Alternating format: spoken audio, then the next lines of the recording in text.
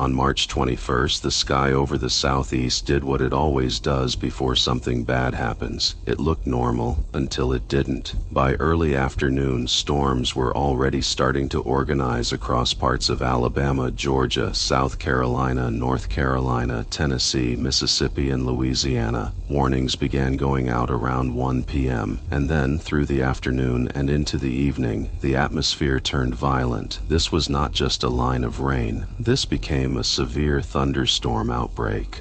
By around 6 p.m., the system had reached peak intensity.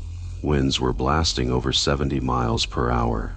Hail was falling up to 2 inches wide, and at least 3 tornadoes were confirmed in parts of Alabama and Georgia as the storms tore into homes, infrastructure, and entire communities. And this is the part that stays with people after the radar clears. 12 people were confirmed dead, 45 were injured. More than 500 homes were damaged or destroyed. Over 100,000 customers lost power. Roads were blocked by trees. Communication lines were damaged.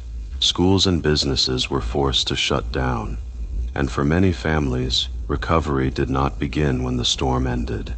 It began in the dark, surrounded by debris, with no power and no clear timeline for normal again. The warnings ended by about 10 p.m., but the damage did not. Search and rescue teams moved in, emergency shelters were opened, utility crews began the long process of restoring power. Local volunteers stepped in to help clear debris, provide meals, and support neighbors who had just watched their lives get ripped apart in a matter of minutes. And that is what makes stories like this hit so hard. Severe weather is never just about the storm itself. It is about the moments right before impact. The phone alert, the sound of wind changing, the first crack of something breaking outside, the decision to shelter, the silence after it passes, and then the realization that your neighborhood will not look the same when the sun comes up. As of March 28th, recovery efforts were still ongoing. Officials said full power restoration in some areas could take 7 to 10 days.